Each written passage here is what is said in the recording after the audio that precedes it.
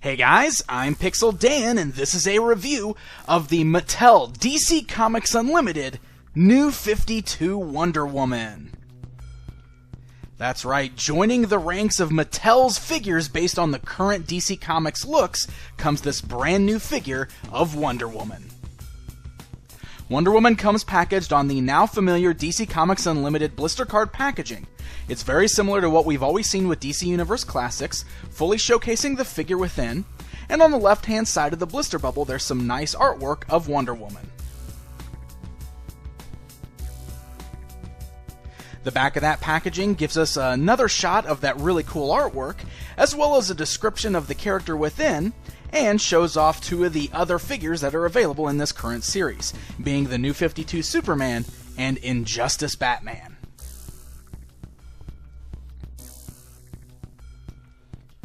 Alright, so let's go ahead and take a look at Wonder Woman outside of the packaging.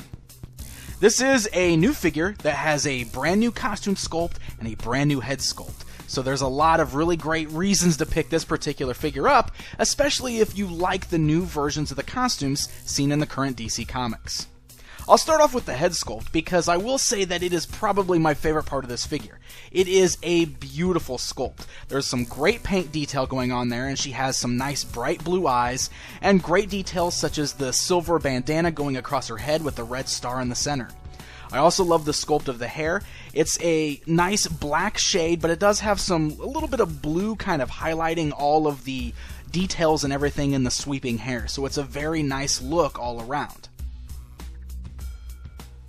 Moving down to her costume, this of course is based on the way she appears currently in the comics, so it's kind of got that darker red and blue going on. It's not the bright red and blue that we've seen on her past costume. There's also a lot more silver here, such as the silver star kind of along the top there, and then the silver waistband and the silver stars on the blue trunks. There's also a lot of added detail, such as sculpted in lines and stars that you can see on both the red and blue sections of the uniform. On her wrist, she has silver bracers, and on her left bicep is painted on detail with the Wonder Woman emblem.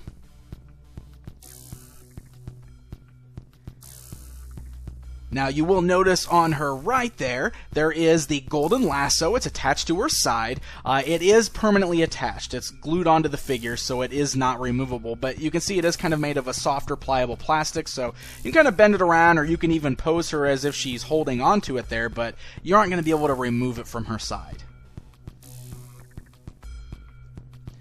Alright, let's go and take a look at the articulation on this figure here.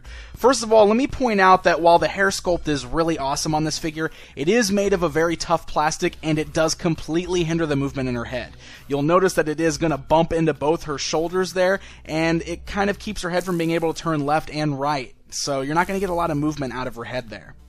Otherwise, she's got the ball joints in the shoulders there, she's got twists at the bicep, the standard joint at the elbow, twist at the wrist, she's got the twist there at the midsection, which kind of works as the waist twist, hinge joints at the thigh so the lace can move outwards, forwards, and backwards, a swivel at the thigh cut, a single joint at the knee, and then the standard ankle joint, so there's no boot cut articulation. So it's a pretty decent amount of articulation, pretty similar to what we've seen with especially the other female figures in recent DC Universe Classics line. The only big problem, of course, is the fact that you can't really turn her head too much.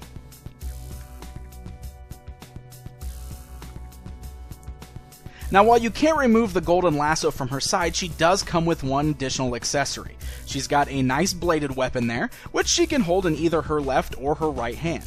It actually does have some really nice details, like a red painted handle, and there's some great sculpting all along the blade there. You might have also noticed on the back of the figure what looks like a little tail hanging down. That is actually a small holster. There's a little loop in it, and you can holster the sword right there on her backside if you'd like to. Honestly, I'm not really a fan of that. I don't like the little loop hanging down from the back, but at least it does kind of work as a way to holster this blade if you want to do that. So there you go, guys. There's a look at the brand new 52 version of Wonder Woman. Overall, I do really like this figure. I think the sculpt is tremendous here. She's got great details on the costume, and I love that head sculpt. It's just absolutely beautiful.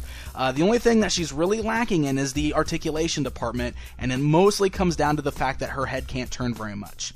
Even still, if you're a Wonder Woman fan or you're a fan of the New 52 costumes, I think this is still going to be a good figure to pick up and add to your collection, especially if you've already got the current costume versions of Batman and Superman, because this is going to complete your DC Trinity.